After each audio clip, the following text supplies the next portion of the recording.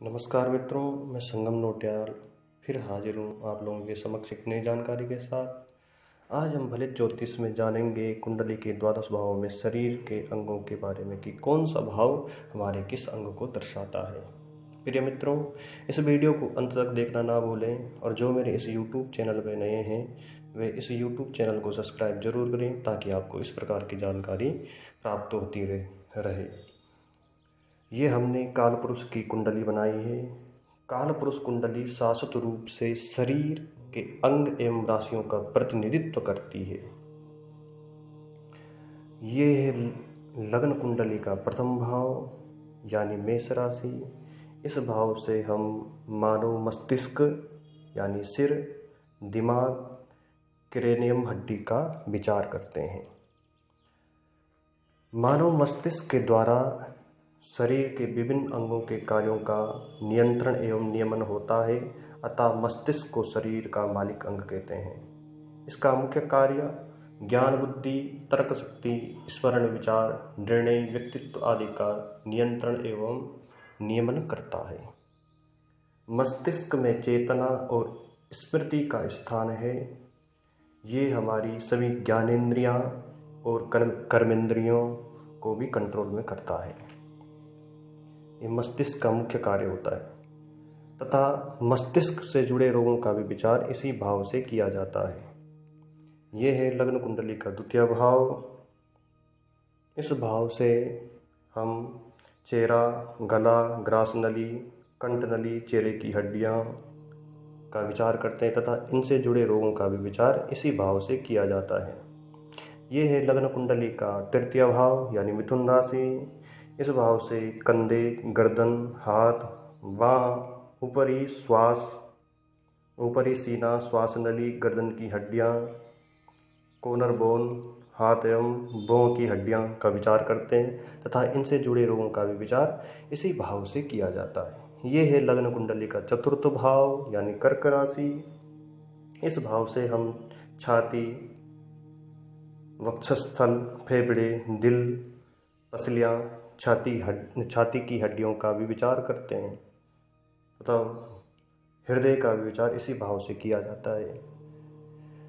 मानव हृदय शरीर का सबसे महत्वपूर्ण अंगों में से एक है।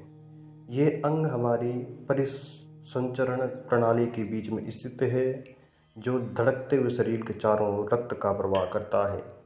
रक्त शरीर में ऑक्सीजन और पोषक तत्व भेजता है और अवांछित कार्बन डाइऑक्साइड और अपशिष्ट पदार्थों को बाहर निकालता है। ये हृदय का मुख्य कार्य होता है तथा हृदय से जुड़े रोगों का भी विचार इसी भाव से किया जाता है। ये है कुंडली का पंचम भाव यानी सिंह राशि। इस भाव से हम ऊपरी उदर, दिल से नाभि तक का स्थान, छोटी आंत, रीढ़ की हड्डी, यकृत, जिगर, पित्ताशय, अन्नाशय, दिल से रीढ़ तक का पिछला हिस्सा और पेट का विचार करते हैं तथा इनसे जुड़े रोगों का भी विचार इसी भाव से किया जाता है। ये है लग्न कुंडली का षष्ठम भाव यानी कन्या राशि। इस भाव से हम नाभि प्रदेश, निचला उदर, बड़ी आंत, निचली रीढ़ की हड्डी तथा कमर का विचार तथा इनसे जुड़े रोगों का भी विचार इसी भाव से किया जाता है। ये है लग्न कुंडली का सप्तम भाव यानी तुला राशि। इस भाव से हम कटी प्रदेश, गर्भाशय, अंडाशय, अंडकोश, कटी प्रदेश की हड्डी तथा इनसे जुड़े रोगों का विचार भी इसी भाव से किया जाता है। ये है जन्म कुंडली का अष्टम भाव यानी वृश्चिक राशि।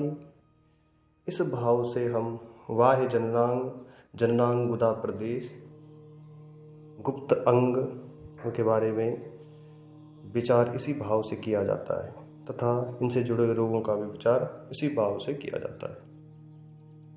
यह है लग्न कुंडली का नवम भाव यानी धनु राशि। इस भाव से हम कूल्हे, जांघें, धमनी तंत्र, कूल्हे एवं जांघों की हड्डियों का विचार करते हैं तथा इनसे जुड़े रोगों का भी विचार इसी भाव से किया जाता है। ये है लग्न कुंडली का 10वां भाव यानी मकर राशि। इस भाव से हम घुटने, रोम, जोड़ वाली हड्डियां, घुटने की टोपी और सभी जोड़ के सभी अंगों का विचार भी इसी भाव से किया जाता है तथा इनसे जुड़े रोगों का भी विचार इसी भाव से किया जाता है। ये है लग्न कुंडली का एकादश भाव यानी कुंभ राशि।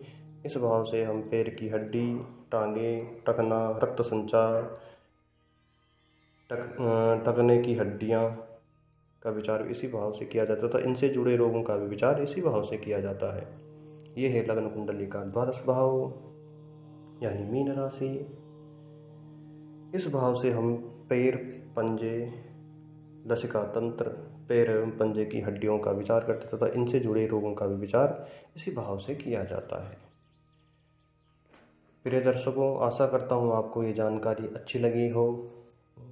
जुड़े रहे मेरे YouTube से चैनल से ताकि आपको इस प्रकार की जानकारी प्राप्त होती रहे। धन्यवाद।